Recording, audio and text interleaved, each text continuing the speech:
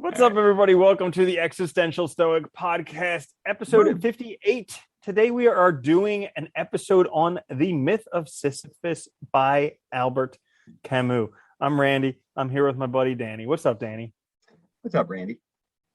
So today we're talking. Yeah, Sorry, go ahead. Yeah.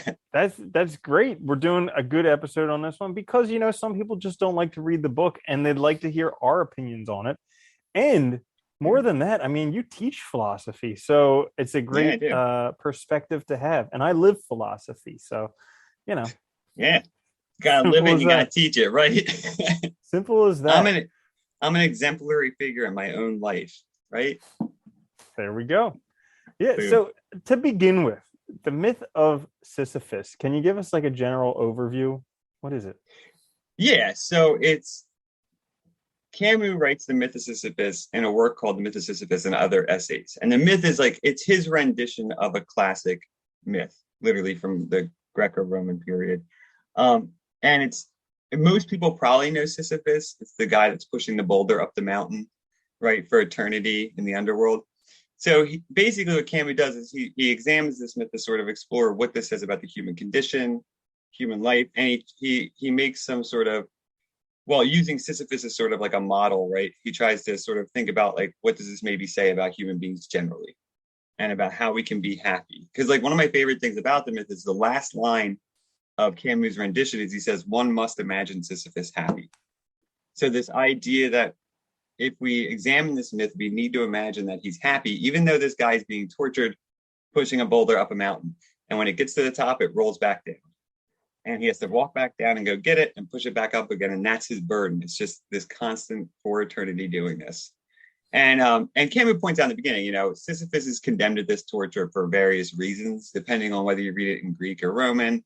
But usually, they say he put death in chains. He tricked, the god of the underworld to get like basically back into the world again, which is actually pretty funny. He told his wife that when he dies, if she loves him, she should throw his body in the center square, like his corpse, which is like totally, wrong to do. But she loves him, so she does it. And then he says to the god of the underworld, he's like, look what she did. You gotta let me out so I can go punish her. And then he lets him out and he starts living, and then he doesn't want to go back down, so he just doesn't come back. And they have to go get him. Yeah, that is I love awesome. that book. Yeah, I really enjoy how he was kind of like a trickster and just kind of playing around, just enjoying life. So, and the thing is, it's like a very relevant story for pretty much everyone nowadays because we all Yeah. kind of feel this burden that we have with life. Like maybe we're not actually pushing a boulder up a hill, but every day we're fighting traffic. Every week we're going to a job we don't enjoy.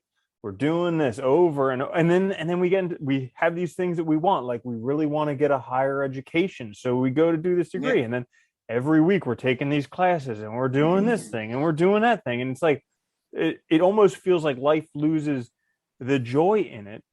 And it's a very interesting story because in the end, though, you have to imagine Sisyphus being happy. So then how do we imagine ourselves being happy when we deal with this stuff? Whenever I teach it, I always tell my students, I'm like, focus on the last line and try and figure out what Camus is talking about. Because in the myth, he actually says, and you make a great point. He says, he compares Sisyphus to the workman today, to the person living today. And Camus was writing this it's in the 1940s and 60s. Yeah, in that 50s area. Yeah, I was going to say 40s to 60s. I was going to pick a broad range because I'm terrible with dates.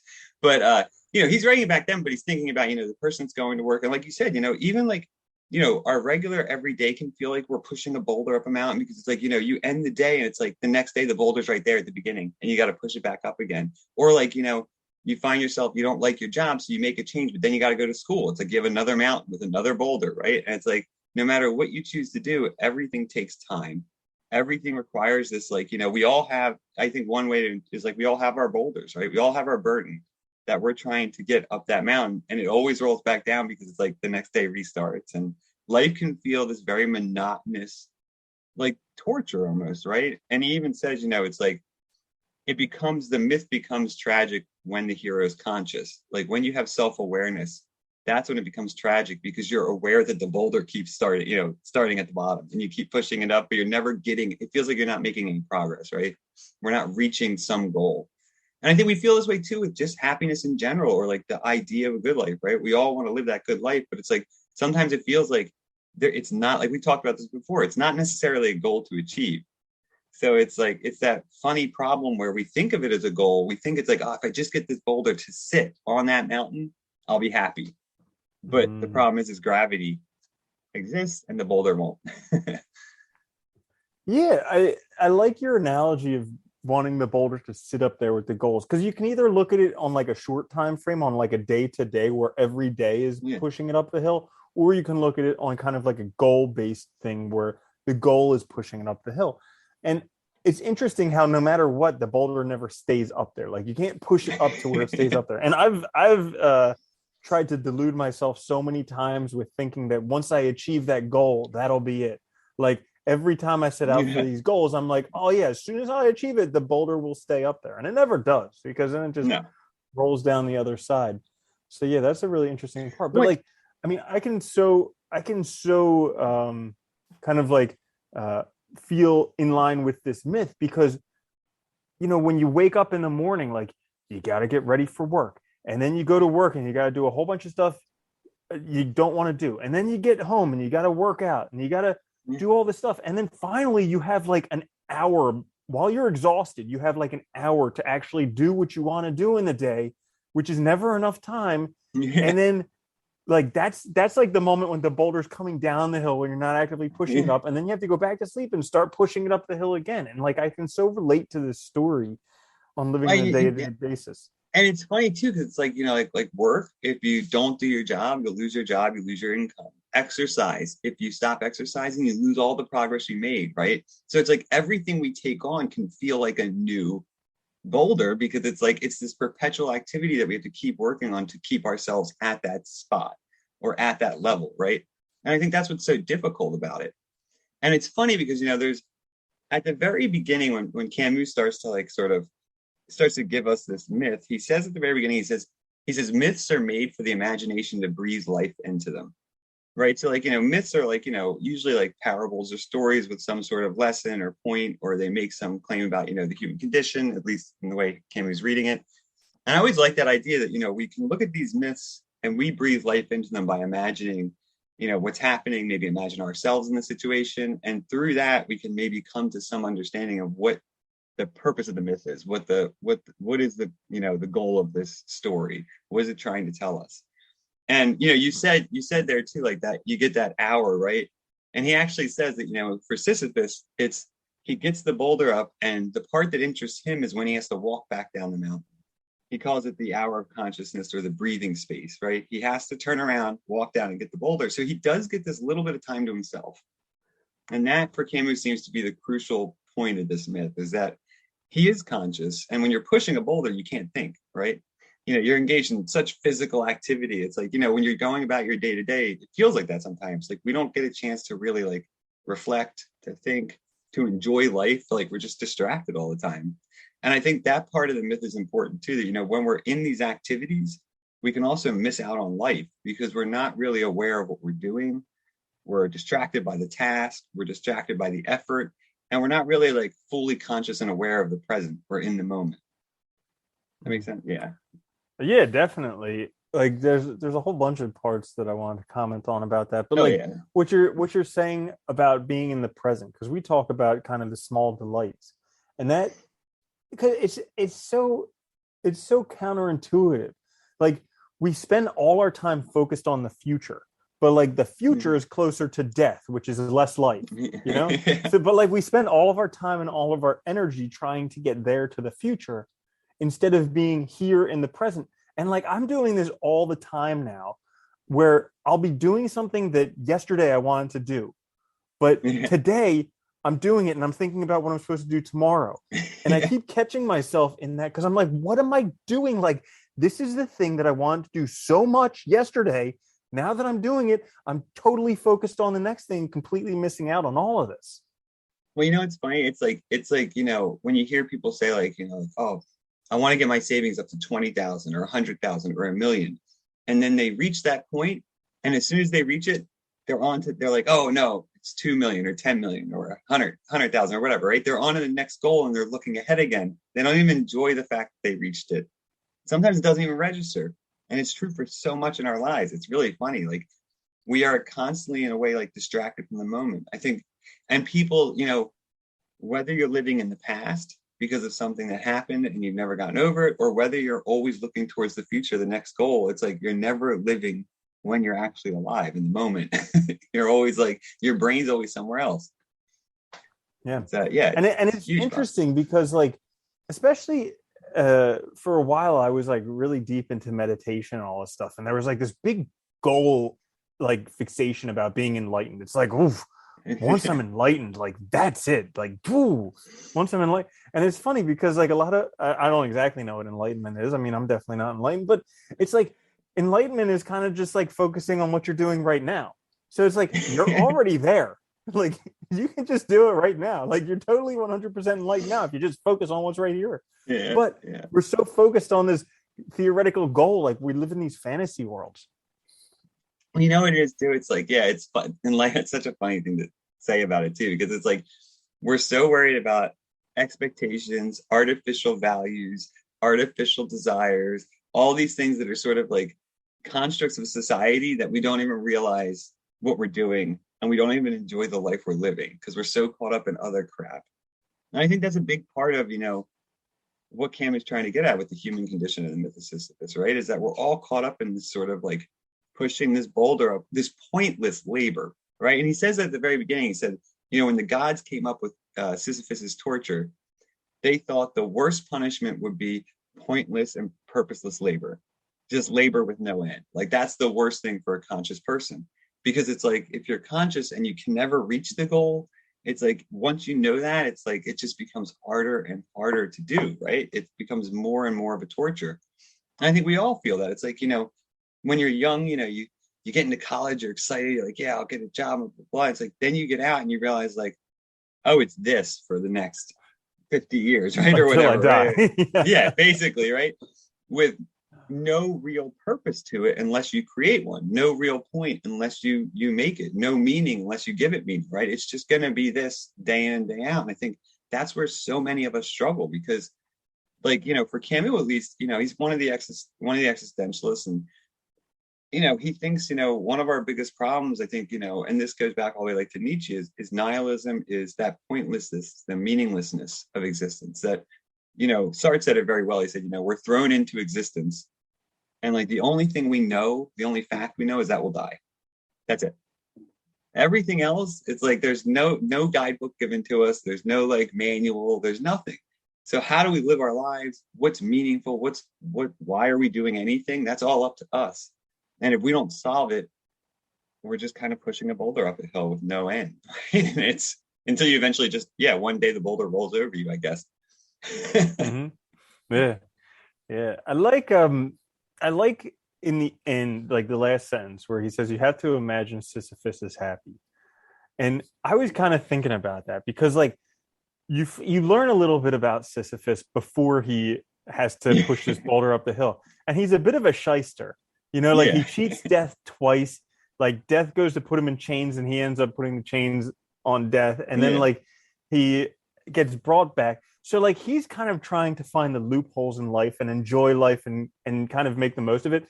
And when I was hearing about that, it almost reminded me of Zorba the Greek, who's just a guy who it's a story about this guy who just likes to live life to the fullest. He's like, sometimes you just need to undo your belt and just get in trouble or whatever. Yeah, exactly. And so that last sentence where it says you have to imagine Sisyphus is happy, I kind of almost imagine him like almost laughing at the gods this whole time that he's doing it. Like they think that it's punishment for him, but really he's kind of laughing at the gods because he's enjoying it more than anything else. And it kind of, you can kind of make those parallels in life a little bit. And it really comes back to perspective. So like, we kind of take a look at life as, yes, if you look at it one way, it can be pushing a boulder up a hill. But, another way to look at it, perspective is like, oh, I'm living in America. Oh, I'm healthier than most of the population. oh, I have a very good, like, I can drive a Yeah. car. Like all these things that we take for granted and that we curse because we have to be in traffic and, we have to grocery shop and buy a new washing machine and like all these things that we kind of curse about. If we kind of change our perspective on them, we can actually enjoy them a lot more and kind of almost try and find the fun in what we're doing.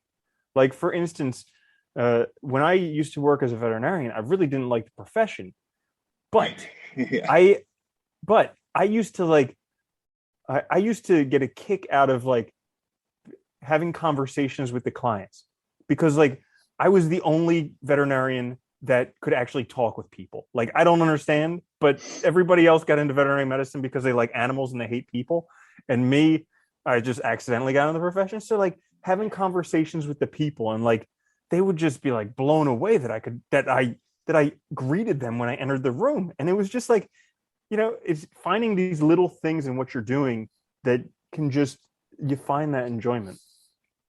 No, I think that its perspective is really what it's about, right? Because it's about understanding too that it's your life and that you choose these things. You choose your attitude. You choose how you respond. Because look, and Camus points this out, there's really two, if you look at Sisyphus' situation, right? It's a torture if he thinks the gods condemned him to this punishment and that it's their fault. If he blames the gods, he doesn't have control of his life, his fate, right?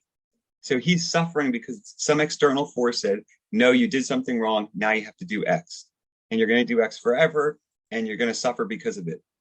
But Camus says once he starts walking back down, he gets this chance to think. He gets this chance to sort of reflect, to be conscious. Sometimes he'll be sad. Sometimes he'll be happy. It's going to change all the time. But he can think back on his life. And he says when he starts to realize that he's in the situation he's in because of all the choices he made, of all the things he did, it sounds like, on the one hand, you might think, well, wait, isn't he just like condemning himself to the torture that the gods gave him? On the other hand, he's taking control. He's saying, no, it's not that the gods put me here. It's that this is my fate. I make of it what I will. They can't, they can only make this a torture if I let them make it a torture. Right. And I think that's part of it is recognizing that when we let the outside determine our attitude, determine our thinking, we lose effectively because we can never win in that situation. Our life is always out of our control. And it feels like, we have no freedom, no ability to choose, no ability to choose how we think. When we realize that we have control over how we think, we can interpret our past however we want. We can interpret our future however we want.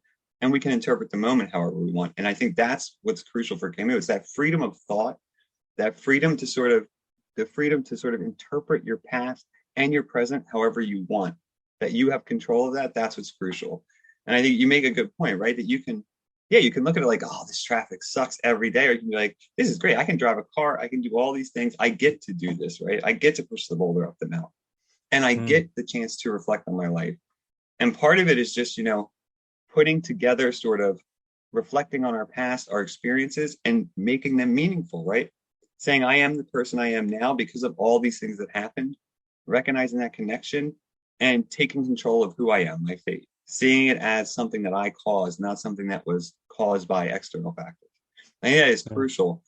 At one point he actually says, because like the Greeks had all the tragic myths, you had, you had the Iliad, the Odyssey, right? You have all these stories that are fairly tragic, and then you have the tragic plays.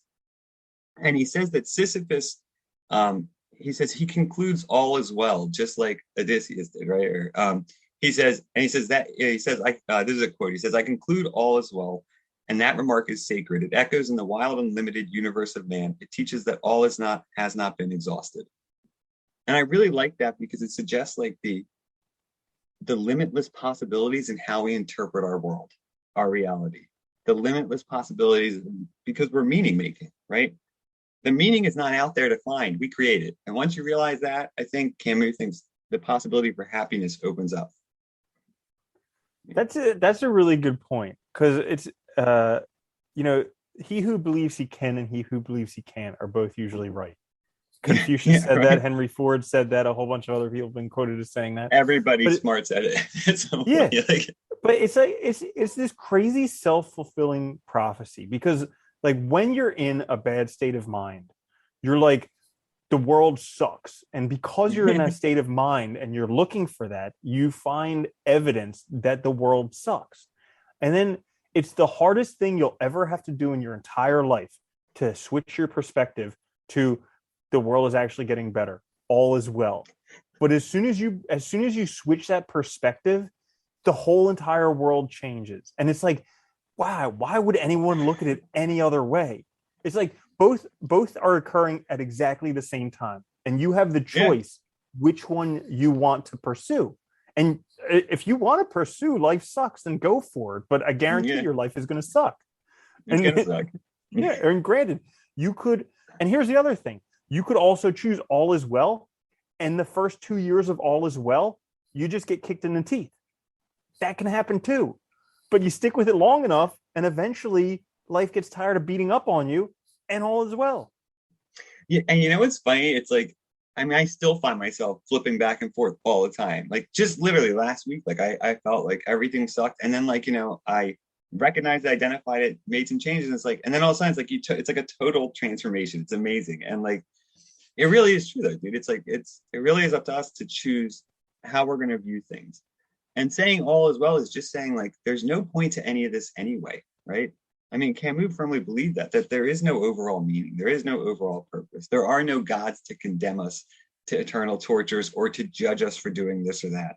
So at the end of the day, it's all really just what matters to you. What do you value? How are you going to make this life meaningful? You're in control. It's your life. You have to live it. And if you keep distracting yourself, running away from it, denying it, if you never face it consciously, if you never think about it, it's probably going to be bad. And you're probably not going to be happy. And you know, it's funny when he says one must imagine Sisyphus happy. Part of that is that we have to imagine him happy because that's our possibility for happiness is tied up with Sisyphus, right? That if Sisyphus can be happy, we can also be happy.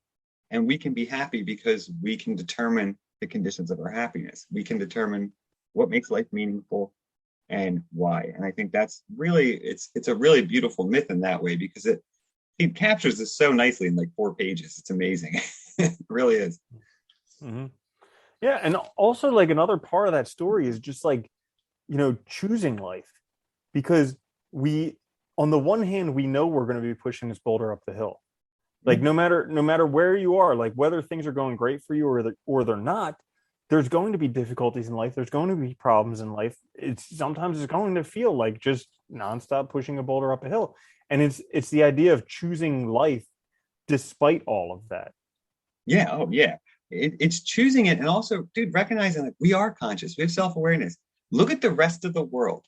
The trees don't get to choose where they grow, right? The other animals, like their life, they might get, you know, bunny rabbits are eaten constantly, right? They're like the Dorito chips of the natural world. You know, it's like, that's why they reproduce so fast.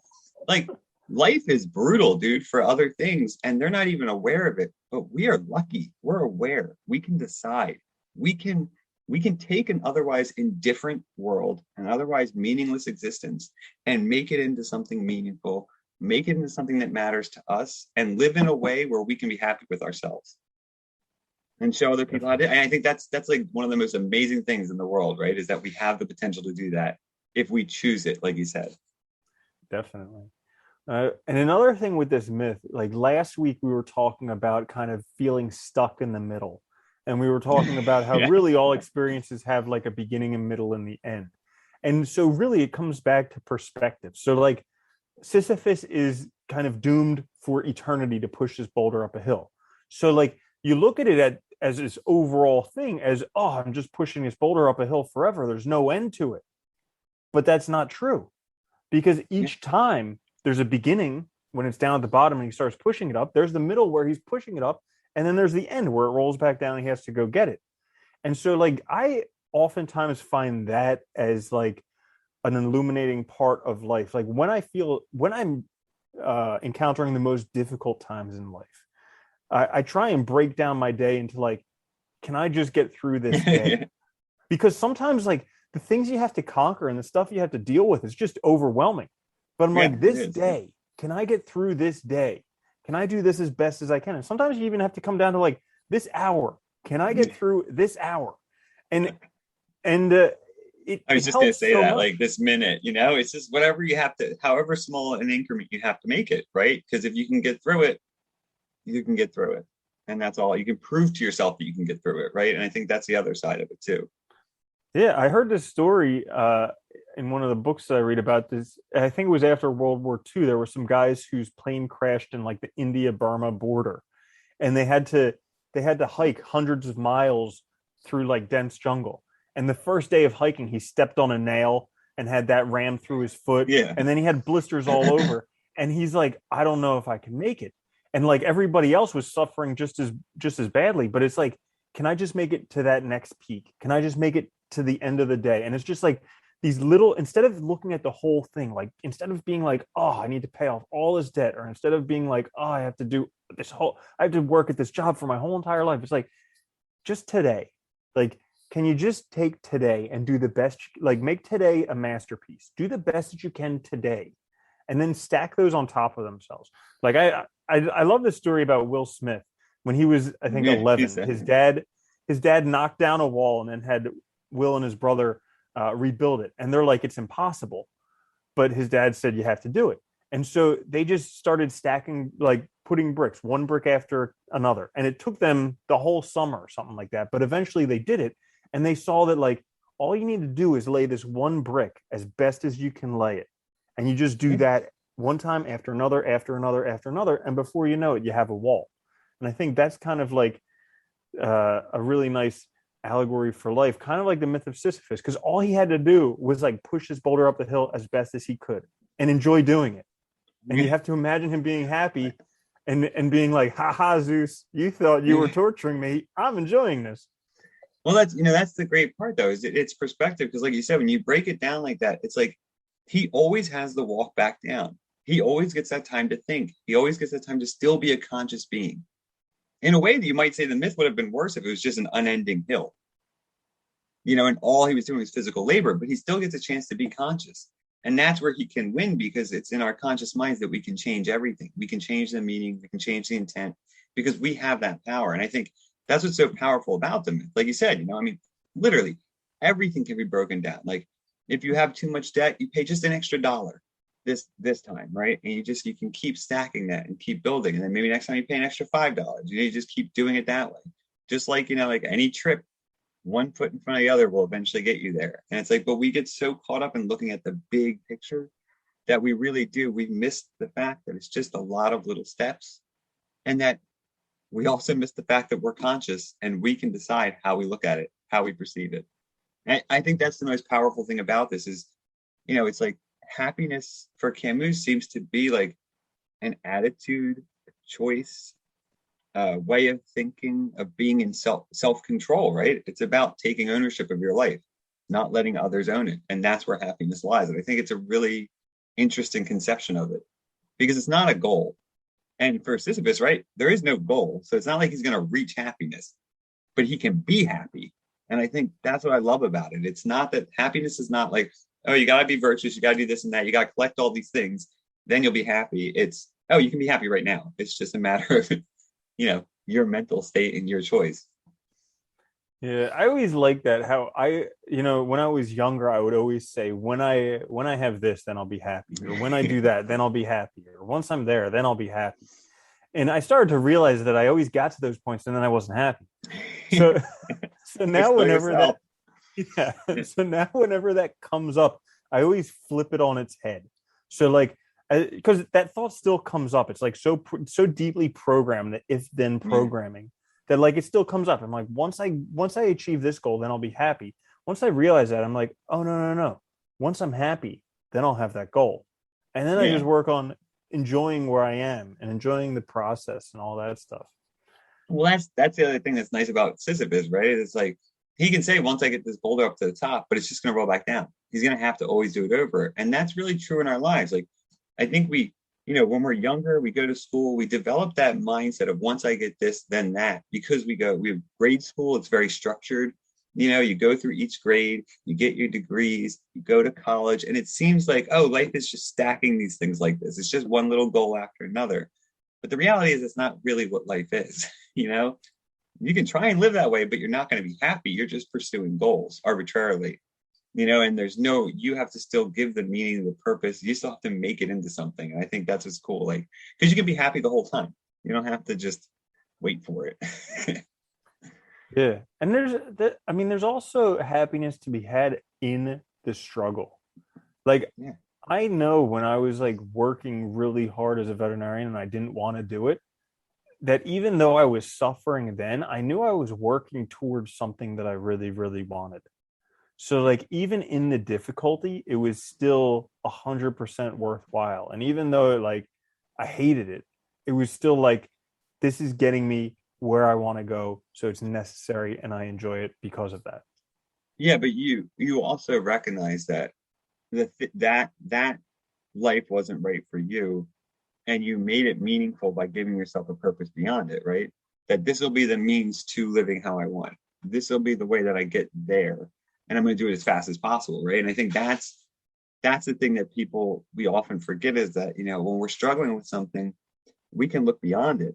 We can make it meaningful in a different way by changing our perspective on it. Whether it's gratitude, whether it's saying thank you that I am able to do this, whether it's, well, this is going to be a way to get to that point, and that point's where I want to be. So I'm going to do that. Whether it's just, hey, I'm glad I have new experiences, whatever it is, right? You can change it and you can have that control. Yeah. I think that's something that is missing out a lot nowadays with, the whole like social media and everything. And especially with like Zuckerberg, like he was such a big success. So, or him and Justin Bieber, like Zuck and Bieber, because of them, Zuck and everybody Bieber. thinks, Good old Zuck and Bieber. Everybody thinks that if you're not a success at 18 years of age, that you've completely missed out. And, I've been reading a lot of biographies of very, very influential people. Like Abraham Lincoln was a complete failure until his mid 40s. Yeah. People don't think about that. Like it doesn't register. Henry Ford, complete failure until his mid 40s. Edison, I think I told you this. Nietzsche, in one of his lectures, he points out that there's this Greek historian who just assumes that everybody was 40 when they did their best work. So that's how he determines their age. It's just like, Yeah. oh, he must have been 40. That's, yeah. You're Yeah. And mature so enough, like, Yeah. exactly. So like now we're so jaded. We think like if you make it past 20 and you're not an ultra CEO executive traveling the world in your private jet, you're a complete failure and a loser, that it just completely derails anybody from even trying. And like one of the things that I think is very useful for everyone to understand is like most people who are successes, not all of them, because granted, you can always find the outliers, but Yeah. most people who are successes had to overcome some insane obstacles to get there. And Yeah. so like just because your life is difficult and it sucks now, it's not the end. Like you have a No. very, very good life, but that life is in your future and you have to work towards it. It's intentional. You have to put in effort, but you can, like, the coolest thing is that you can literally go and do and be whatever you want in life, pretty Yeah. much. Yeah. But There are it's a up few to you. limitations. Yeah. Yeah. Yeah. Yeah, it's up to you. You have to make the choice. I mean, like but that's just it. I think you hit the nail on the head. Is so many people, they get bummed out. They look at the world we live in. They look at these ultra successes where it seems easy because it happened so young. They fail to really process the fact that like there's so many, that there's luck, there's circumstance, they were working on something ahead of time before they hit that success. It's like we forget all the other things that factor in. And then we act like, well, I can't do anything now. My life's over. It's like, but you still have 40 years, 50 years, likely, It's like, that's a whole lifetime. You can still do so much. And but it's up to you. If you choose not to, you're going to definitely fail. And that's the problem. I think it's so easy to get ourselves, because I think that's that whole misery thing, right? It's like, it's so easy to just stay in your normal situation that sucks and say, well, this is secure. I know this little box. So I'll just trap myself in this box, even though I'm unhappy. And, but you got to remember Sisyphus was trapped and he was still able to find that happiness, because at some point I think we can break through it and start to see it differently. And I think that's really what is crucial. Yeah. And one thing that we were talking about before we started recording this episode was like last week we were both kind of stuck in the middle, and it was because we were avoiding taking that first kind of uncomfortable, painful step. And that's oftentimes like the difference between being stuck and breaking through to the next level. It's like taking that first step Because even though you may have a whole bunch of steps afterwards, usually that first step and the first few steps are the most uncomfortable. And so it's actually like getting out there and doing that and taking that step that'll enable you to get there. Well, you know, it's funny too, because we trick ourselves into thinking we've taken steps. Like we were both stuck in something similar where like we were trying to learn something before starting it, when in reality we just need to start the project because you can learn forever and it feels good because you're like, yeah, I'm getting better at this. I know more, and it's like I'm doing better, but it's like, well, I haven't really started yet. It's really a diversionary tactic, right? To sort of distract yourself, but you feel nice about it. So it's like it is funny, but then it starts to sort of you start to realize that you're not really doing anything at some point, and you have to just go with it. But I think Mhm. that's kind of the point of the. I think that's like a broader point you can take away, which is like, look, it's some if you want to be happy, you have to take ownership, you have to take control, and you have to be an agent in the world. We have this ability. We're not like the rest of, I mean, philosophers have been noting this forever, right? We're not like other living things. We are very different. We can change our environment, we can change our minds, we can decide how we interpret life, what's valuable, what's meaningful. We create, it's all a human construct, but make it your construct, not just the construct that's out there, right? I think that's the crucial thing. Make it Mhm. your own, make it meaningful on your own terms, you know? Yeah. I kind of, and with that, making it meaningful, like bringing in the myth of Sisyphus and bringing it to our lives. So, like, there is one difference between Sisyphus and us. Sisyphus was doing this for eternity. We're all going to Yeah. die. Yeah. So, like, even though we have to push this boulder up the hill over and over again, realizing that we're going to die, how can we make this as meaningful and as good for ourselves as possible? And I think that's a really good question that we all need to ask ourselves is like, how can we make this worthwhile for ourselves? Yeah, recognizing that it's not infinite, it's not eternal, it's finite. And I think, but what Camus points out as well is that, you know, like if there is no meaning, there is no purpose, it's also freeing because it also means that you can do whatever you want. You can think whatever you want. And at the end of the day, you're going to die just like everybody else. It doesn't matter. Mm, And in a way, I think that, you know, it sounds grim, but I think it's also freeing because what it's saying is you get one shot, make it your life, make it the best life you can with the time you have left, with the skills you have, because at the end of the day, it doesn't matter. Bitch all you want, it doesn't matter. Life goes on, right? Do the best you can. That's great because it's only the only thing that matters is how you interpret it. That's it. Everything else doesn't make a difference. yeah. It's such a trip because, like, I think about this stuff on a regular basis. Like these people who I knew, like grandparents, family, even friends our own age who died, who are no longer here. And it's Yeah, just like, like I take it for granted all the time, but like I have this gift that they don't have anymore. Like I have this yeah, chance to experience life. And it's just like, it's like I feel like I was just there with them, like experiencing life with them, and now they're not here anymore. And it's like such a yeah. mind trip. Yeah. But you know, you are alive, and I think Sartre said it well too. He said, like, we're alone with no excuses, right? There's no excuse not to make this the best life you can, to take advantage of your ability to choose, to determine your own life, to determine your perspective, right? And I think, when we get so caught up in the negative, we really overlook the real benefits that we have, the real gift that we have, which is we're still of existence, we're still alive. For this short time, we're here, and that's amazing. Who you can waste all your time you want thinking about why we're here, what it means, blah. The fact is at the end of the day, it's up to you to decide, and you're here, so do something with it. Mm-hmm. Great point. So, myth of Sisyphus. Any takeaways for people who didn't want to read the book for class? You should. Yeah, right. I mean, I think people do whatever. I mean, I think Camus is like other existentialists, right? I think he's very much interested in authenticity, and he's very much interested in looking at our consciousness, our self-awareness, and recognizing that with that, there's like this whole world opens up because it means that if we're aware, we have all the power to make everything as meaningful or horrible as we want. It's really up to us. I mean, I think that to me, the myth of Sisyphus always speaks to our power of interpretation, our power of meaning making, and really how powerful it is. But it's up to us to use it. it's up to us to make that choice, to take ownership, and to recognize that when we do take ownership of it and we start acting in the world and being agents, good or bad, it's going to be up to us to also decide, right? We can be happy now. We don't have to wait. There's nothing to wait for. There's no gift of happiness that comes. It's something you decide. And I really like that idea. Definitely. Yeah, it's a good one. And I would just like to say that, like, when you're struggling and going through something, like, get something out of it, because you're already in pain. Yeah. You know, get something out of it, make it worthwhile. Like, don't lose a lesson, and just, it may hurt, but there's something to be gotten from it. So that's my. Yeah, there is. And just to add to that, right, that even if you think you're going to get that boulder to the top, there's just going to be another boulder. Like Camus says, Sisyphus always returns to his boulder, his burden, right? We always return to something.